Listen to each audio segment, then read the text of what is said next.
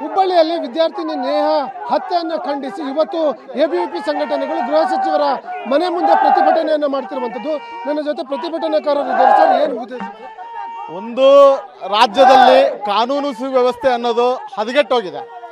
ಒಂದು bomb blast ಪ್ರಕರಣ ಆಗಿರ್ಬೋದು, ಜೈ ಶ್ರೀರಾಮ್ ಪ್ರಕರಣ ಇರ್ಬೋದು, ವಿಧಾನಸೌಧದಲ್ಲಿ ಪಾಕಿಸ್ತಾನ ಪರವಾಗಿ ಘೋಷಣೆ ಕೂಗಿದಿರ್ಬೋದು, ಇವತ್ತಿನ ನೇಹಾ ನಮ್ಮ ಸಹೋದರಿ ನೇಹಾ ಹಿರೇಮಠ ಅವರನ್ನ ಚುಚ್ಚಿ 9 ಬಾರಿ ಚುಚ್ಚಿ ಕೊಂದಿರೋದಿರ್ಬೋದು.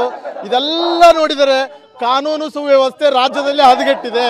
ಹಾಗಾಗಿ ನಮ್ಮ ಮಾನ್ಯ ಗೃಹ ಮಂತ್ರಿಗಳ ಮನೆಗೆ ನಾವು ಇವತ್ತು ಏನು ಹೋರಾಟಕ್ಕೆ ಬಂದಿದ್ದೀವಿ.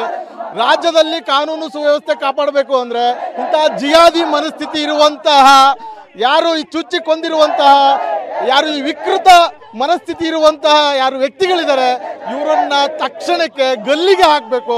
ಗಲ್ಲಿಗೆ ಹಾಕಿ ನಮ್ಮ ರಾಜ್ಯದ ಸಹೋದರಿಯರು ಯಾರಿದ್ದಾರೆ, ಹೆಣ್ಮಕ್ಳು ಯಾರಿದ್ದಾರೆ, ಇವ್ರಿಗೆಲ್ಲ ಒಂದು ಧೈರ್ಯ ತುಂಬುವಂತ ಕೆಲಸವನ್ನ ರಾಜ್ಯ ಸರ್ಕಾರ ಮಾಡ್ಬೇಕಂತ ಹೇಳ್ತಾ ರಾಜ್ಯ ಸರ್ಕಾರ ಮತ್ತೆ ಗೃಹ ಸಚಿವರ ವೈಫಲ್ಯ ಈ ಘಟನೆಗಳಿಗೆ ಕಾರಣವಾಗ್ತಾ ಇದೆ. ಸೊ ಖಂಡಿತ ಇದೆ ಸರ್, ಖಂಡಿತ. ಯಾಕಂದ್ರೆ ರಾಜ್ಯ ಸರ್ಕಾರ ಜಿಹಾದಿಗಳಿಗೆ ಬೆಂಬಲ ಕೊಡುವಂತದ್ದು ಕುಮ್ಮಕ್ಕಾಗ್ತಾ ಇದೆ.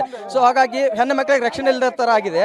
ಸೊ ನೇಹಾ ಹಿರೇಮಠ ಅನ್ನುವಂಥ ವಿದ್ಯಾರ್ಥಿನಿಗೆ ಹಾಡೋಗಲೇ ಕಾಲೇಜಲ್ಲಿ ನುಗ್ಗಿಬಿಟ್ಟು ಕೊಲೆ ಮಾಡ್ತಾ ಇರತ್ತಂದ್ರೆ ಕಾನೂನು ಸುವ್ಯವಸ್ಥೆ ಎಷ್ಟರ ಮೆತ್ತರ ಹದಗೆಟ್ಟಿದೆ ಅನ್ನೋದು ನಾವು ಯೋಚನೆ ಮಾಡಬೇಕಾಗಿರ್ತಕ್ಕಂಥ. ಹುಬ್ಬಳ್ಳಿಯಲ್ಲಿ ಕಾಲೇಜ್ ಕ್ಯಾಂಪಸ್ ನಲ್ಲೇ ನಡೆದಿರುವಂತಹ ಹತ್ಯೆ ವಿದ್ಯಾರ್ಥಿಗಳಿಗೆ ಎಲ್ಲ ಒಂದು The brutal killing of Neha by this Fayaz has to be answered by the sleeping government of Karnataka. The way they have been performing since so long, that implies the way this government has been functioning, and therefore this brutal killing has to be answered by the government of Karnataka.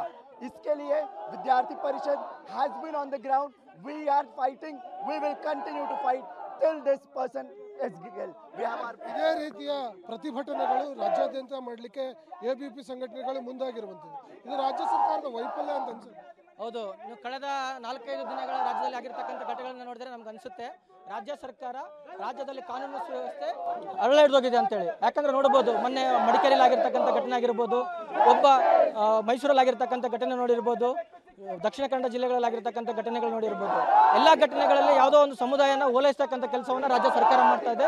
ಹಾಗಾಗಿ ವಿದ್ಯಾರ್ಥಿ ಪರಿಷತ್ ಇವತ್ತು ರಾಜ್ಯಾದ್ಯಂತ ನಿನ್ನೆಯಿಂದ ಏನು ನೇಹಾ ಹತ್ಯೆ college ಕ್ಯಾಂಪಸ್ಗಳಲ್ಲಿ ಒಬ್ಬ ವ್ಯಕ್ತಿ ಬಂದು ಒಂದು ವಿದ್ಯಾರ್ಥಿನ ಹತ್ಯೆ ಮಾಡ್ತಾನಂತಂದ್ರೆ ಅದನ್ನ ವಿರೋಧಿಸ್ತಕ್ಕಂಥ ಕೆಲಸವನ್ನು ಅಖಿಲ ಭಾರತೀಯ ವಿದ್ಯಾರ್ಥಿ ಪರಿಷತ್ ಘಟನೆ ಆದ ದಿನದಿಂದಲೂ ಮಾಡ್ತಾ ಇದೆ. ಇವತ್ತು ರಾಜ್ಯ ಸರ್ಕಾರದ ಗೃಹ ಸಚಿವರು ಇವತ್ತು ಅವರು ಲವ್ ಜಿಹಾದ್ ಅಲ್ಲ ಅಂತ ಹೇಳ್ತಾರೆ. ಲವ್ ಜಿಹಾದ್ ಅಲ್ಲ ಅಂತ ನೀವು ಯಾವಾಗ ಹೇಳ್ತೀರಾ? ನೀವು ಯಾವುದೇ ತನಿಖೆಯನ್ನ ಮಾಡದೆ ಪೊಲೀಸರ ತನಿಖೆಯನ್ನು ದಿಕ್ತಪ್ಪಿಸ್ತಕ್ಕಂಥ ಕೆಲಸವನ್ನ ರಾಜ್ಯ ಸರ್ಕಾರದ ಗೃಹ ಸಚಿವರು, ರಾಜ್ಯ ಮುಖ್ಯಮಂತ್ರಿಗಳು ಮಾಡ್ತಾ ಇದ್ದಾರೆ. ಹಾಗಾಗಿ ನೀವು ಯಾರು ನ್ಯಾಯವಾದಿಗಳಲ್ಲ. ಅದು ಕೋರ್ಟಲ್ಲಿ ಬರಲಿ, ಎಲ್ಲರೂ ಡಿಸೈಡ್ ಆಗಲಿ. ಅದಾದ್ಮೇಲೆ ಅವರು ಏನಂತ ನ್ಯಾಯ ಆಗಲಿ, ಅಲ್ಲಿವರೆಗೂ ತಾವು ಪ್ರಾಮಾಣಿಕ ಒಂದು ತನಿಖೆಯನ್ನು ಮಾಡಬೇಕಂತ ಅಖಿಲ ಭಾರತೀಯ ವಿದ್ಯಾರ್ಥಿ ಪರಿಷತ್ ಇವತ್ತು ರಾಜ್ಯ ಗೃಹ ಸಚಿವರ ಮನೆಗೆ ಬಂದು ಮುತ್ತಿಗೆ ಹಾಕ್ತಕ್ಕಂಥ ಕೆಲಸವನ್ನು ಮಾಡಿದೆ. ಈಗಾಗಲೇ ರಾಜ್ಯದಲ್ಲಿ ಕಾನೂನು ಸುವ್ಯವಸ್ಥೆ ಹದಗೆಟ್ಟಿದೆ. ಹಾಗಾಗಿ ರಾಜ್ಯ ಸರ್ಕಾರ ಎಚ್ಚೆತ್ತುಕೊಂಡು ಈ ಒಂದು ಆಗ್ತಿರುವಂಥ ಘಟನೆಗಳನ್ನು ತನಿಖೆ ಮಾಡುವಂಥ ಕೆಲಸವನ್ನು ಮಾಡಬೇಕು. ಇಲ್ಲದೆ ಹೋದರೆ ನಾವು ಮುಂದಿನ ದಿನಗಳಲ್ಲಿ ಬಹಳ ದೊಡ್ಡ ಮಟ್ಟದಲ್ಲಿ ಉಗ್ರ ಹೋರಾಟವನ್ನು ಮಾಡ್ತೇವೆ ಅನ್ನುವಂಥ ಮಾತನ್ನು ಎಬಿವಿಪಿ ಸಂಘಟಕನವರು ಹೇಳ್ತಿರುವಂಥದ್ದು. ಕ್ಯಾಮ್ರಾ ಪರ್ಸನ್ ಸಚಿನ್ ಜೊತೆ ನಾಗೇಶ್, ಪಬ್ಲಿಕ್ ಟಿವಿ, ಬೆಂಗಳೂರು. ಈ ದೇಶಾದ್ಯಂತ ಒಂದು ಹೋರಾಟಕ್ಕೆ ಕರೆ ಕೊಡ್ತಕ್ಕಂಥ ಕೆಲಸವನ್ನ ಇವತ್ತು ಅಖಿಲ ಭಾರತೀಯ ವಿದ್ಯಾರ್ಥಿ ಪರಿಷತ್ ಮಾಡ್ತಾ ಇದೆ. ಇನ್ನು ತನಿಖೆನೇ ಆರಂಭ ಆಗಿಲ್ಲ. ಕೇವಲ ಆರೋಪಿಯನ್ನ ಬಂಧನ ಮಾಡ್ತಕ್ಕಂಥ ಕೆಲಸ ಆಗಿದೆ. ಆದ್ರೆ ರಾಜ್ಯದ ಗೃಹ ಸಚಿವರು ಹೇಳ್ತಾರೆ ಇದು ಯಾವುದು ಲವ್ ಜಿಹಾದ್ ಅಲ್ಲ, ಇದು ಯಾವುದೋ ಒಂದು ಸಾಮಾನ್ಯ ಲವ್ ಕೇಸ್ ಅಂತಕ್ಕಂಥ ಒಂದು ಹೇಳಿಕೆಯನ್ನ ರಾಜ್ಯದ ಗೃಹ ಸಚಿವರು ಕೊಡ್ತಾರೆ. ರಾಜ್ಯದ ಸಿಎಂ ಹೇಳ್ತಾರೆ, ಮುಖ್ಯಮಂತ್ರಿಗಳು ಮಾನ್ಯ ಸಿದ್ದರಾಮಯ್ಯ ಅವರು ಹೇಳ್ತಾರೆ ಇದು ವೈಯಕ್ತಿಕ ಕಾರಣದಿಂದ ಆಗ್ತಕ್ಕಂಥ ಹಲ್ಲೆಗಳು ಅಂತಕ್ಕಂಥ. ಯಾವುದು ಸ್ವಾಮಿ ವೈಯಕ್ತಿಕವಾಗಿರ್ತಕ್ಕಂಥ ಹಲ್ಲೆಗಳು?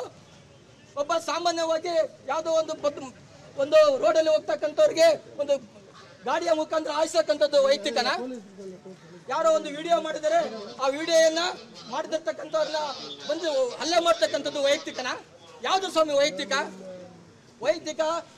ಅಲ್ಲ. ಇದು ಯಾವುದೋ ಒಂದು ವಿಚಾರವನ್ನು ಇಟ್ಟುಕೊಂಡು ಮಾಡ್ತಕ್ಕಂಥ ಒಂದು ಕೆಲಸ. ಆದ್ದರಿಂದ ಇವತ್ತು ಅಖಿಲ ಭಾರತೀಯ ವಿದ್ಯಾರ್ಥಿ ಪರಿಷತ್ ಇವತ್ತು ಇಲ್ಲಿರ್ತಕ್ಕಂಥ ಒಂದು ಮಾನ್ಯ ಗೃಹ ಸಚಿವರಿಗೆ ಒಂದು ಸ್ಪಷ್ಟ ಸಂದೇಶವನ್ನು ಕೊಡಲಿಕ್ಕೆ ಬರ್ತಾ ಇದೆ. ಇವತ್ತು ವಿದ್ಯಾರ್ಥಿಗಳಿಗೆ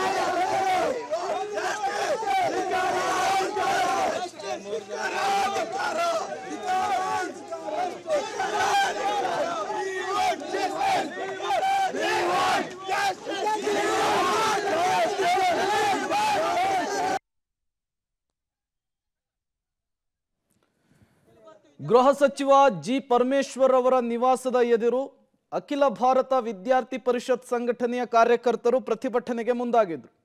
ಸಿಎಂ ಸಿದ್ದರಾಮಯ್ಯನವರ ವಿರುದ್ಧ, ಜಿ ಪರಮೇಶ್ವರ್ ವಿರುದ್ಧ, ಕಾಂಗ್ರೆಸ್ ಸರ್ಕಾರದ ವಿರುದ್ಧ ಘೋಷಣೆಯನ್ನು ಕೂಗ್ತಾ ಇದ್ರು. ಈ ಸಂದರ್ಭಕ್ಕೆ ಅಲ್ಲಿಗೆ ಬಂದಂತಹ ಪೊಲೀಸರು ಪ್ರತಿಭಟನಾ ನಿರತರನ್ನ ವಶಕ್ಕೆ ಪಡೆಯುವಂತಹ ಕೆಲಸವನ್ನ ಮಾಡಿದ್ದಾರೆ. ಇದೆಲ್ಲದಕ್ಕೂ ಕಾರಣ ಕಾಂಗ್ರೆಸ್ ನಾಯಕರುಗಳು ಅನ್ನುವ ರೀತಿಯಲ್ಲಿ ಎಬಿವಿಪಿ ಕಾರ್ಯಕರ್ತರು ಮಾತನಾಡ್ತಾ ಇದ್ರು. ಇನ್ನು ತನಿಖೆನೇ ಆರಂಭ ಆಗಿಲ್ಲ, ಅದಕ್ಕೂ ಮೊದಲೇನೆ ಗೃಹ ಸಚಿವರು ಸಿಎಂ ಸಿದ್ದರಾಮಯ್ಯನವರು ಹೇಗೆ ಹೇಳಿಕೆಯನ್ನು ಕೊಟ್ಟರು, ವೈಯಕ್ತಿಕ ಕಾರಣಕ್ಕಾದಂತಹ ಕೊಲೆ, ಲವ್ ಜಿಹಾದ್ ಇದರ ಉದ್ದೇಶವಾಗಿರಲಿಲ್ಲ ಅನ್ನುವಂತಹ ಸ್ಟೇಟ್ಮೆಂಟ್ ಅನ್ನ ಹೇಗೆ ಕೊಟ್ಟರು ಅಂತ ಹೇಳಿ ಪ್ರಶ್ನೆಯನ್ನ ಮಾಡ್ತಾ ಇದ್ರು. ಪರಮೇಶ್ವರ್ ನಿವಾಸದ ಎದುರು ಎಬಿವಿಪಿ ಕಾರ್ಯಕರ್ತರು ನಡೆಸಿದಂತಹ ಪ್ರತಿಭಟನೆಯನ್ನ ನೀವು ಗಮನಿಸ್ತಾ ಇದ್ದೀರಿ. ಎಬಿವಿಪಿ ಧ್ವಜವನ್ನ ಹಿಡಿದು ಪ್ರತಿಭಟನೆಗೆ ನೂರಾರು ಎಬಿವಿಪಿಯ ಕಾರ್ಯಕರ್ತರು ಮುಂದಾಗಿದ್ರು. ಈ ಸಂದರ್ಭದಲ್ಲಿ ಅವರನ್ನ ವಶಕ್ಕೆ ಪಡೆಯುವಂತಹ ಕೆಲಸವನ್ನ ಪೊಲೀಸರು ಮಾಡಿದ್ದಾರೆ. ಇವತ್ತು ಈ ರೀತಿಯ ಪ್ರತಿಭಟನೆ ಆಗುತ್ತೆ ಅನ್ನುವಂತಹ ಮುನ್ಸೂಚನೆ ಮೊದಲೇ ಪೊಲೀಸರಿಗೆ ಸಿಕ್ಕಿತ್ತು. ಹಾಗಾಗಿಯೇ ಪರಮೇಶ್ವರ್ ನಿವಾಸದ ಎದುರು ಭದ್ರತೆಯನ್ನ ಹೆಚ್ಚಿಸಲಾಗಿತ್ತು. ಯಾವಾಗ ಪ್ರತಿಭಟನೆ ಆರಂಭ ಆಯಿತು, ಯಾವಾಗ ಆಕ್ರೋಶ ಜಾಸ್ತಿ ಆಯಿತು, ಪೊಲೀಸರು ಪ್ರತಿಭಟನಾ ನಿರತರನ್ನ ವಶಕ್ಕೆ ಪಡೆಯುವಂತಹ ಕೆಲಸವನ್ನ ಮಾಡಿದ್ರು. ಈ ಸಂದರ್ಭದಲ್ಲಿ ಪೊಲೀಸರು ಮತ್ತು ಪ್ರತಿಭಟನಾ ನಿರತರ ನಡುವೆ ಸ್ವಲ್ಪ ಮಾತಿನ ಚಕಮಕಿ ಆಯಿತು. ತದನಂತರ ಪ್ರತಿಭಟನಾ ನಿರತರನ್ನ ವಶಕ್ಕೆ ಪಡೆಯುವಂತಹ ಕೆಲಸ ಕೂಡ ಆಗಿದೆ. ನೀವು ಕೂಡ ಅದರ ನೇರ ದೃಶ್ಯಾವಳಿಗಳನ್ನು ಗಮನಿಸ್ತಾ ಇದ್ದೀರಿ.